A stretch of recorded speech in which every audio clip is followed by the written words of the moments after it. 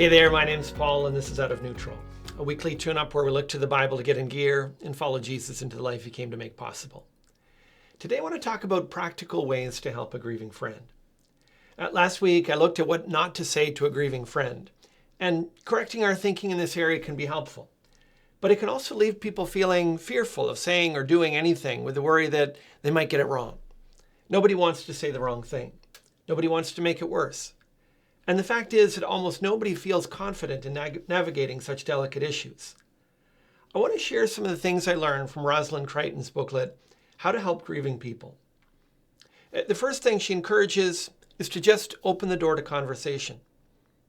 Most people struggle to know what to say to someone in grief. I was amazed to hear Crichton share that nobody said any words that made a difference in her pain. While people's advice never helped, their listening ear did. She encourages people to use phrases that give the grieving person an opportunity to share. For example, "This must be so painful for you," or "What has it been like for you?" Words like this invite conversation. Second, she says, be willing to listen. Crichton shares that people who have not been able to come to terms with a loss, even after many years, invariably have seldom talked about it.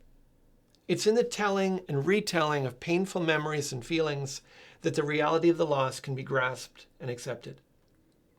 Just having someone who will listen without critiquing or lecturing provides the grieving person an opportunity to process thoughts which, if left bottled inside, will get in the way of their recovery. Third, she says, share your own memories. While the tendency can be to focus on the grieving person, sharing your own memories honors the deceased and expresses what you share with the mourner. By sharing your memories, you give the grieving person an opportunity to reflect on their own and also enjoy a different side of the person who has passed away. Fourth, provide companionship. Grief can rob energy, and being alone after the death of a spouse or someone you love can add to the strain. Crichton describes her feelings this way. I felt a great sense of isolation and aloneness and disbelief that the world seemed to be carrying on even though my daughter was dead. I wanted to scream out, "Stop, don't you know what has happened?" Offering to relieve someone of certain chores, making time to be with a person at times when the loneliness may be the most acute, and remembering the loss of anniversaries and holidays can make a big difference. Number 5 is affirm the person in their grief. As a society, we're not very comfortable with expressions of grief and mourning. Encouraging these expressions, however, is critical to a person's recovery.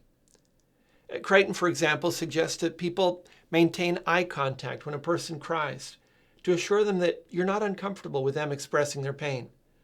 And laughter needs to be affirmed as much as tears do. Similarly, with feelings of guilt and regret, she encourages people to listen and allow the person to process their feelings rather than denying them.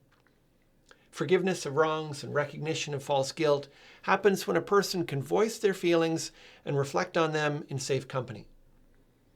Ask questions and listen rather than act as an umpire for the person's thoughts.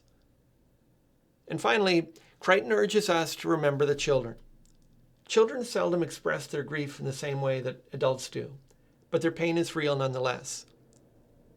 After the tsunami in Japan, a grieving mother expressed to me her frustration that her children just wanted to play when she felt that they should be showing more appropriate levels of sadness.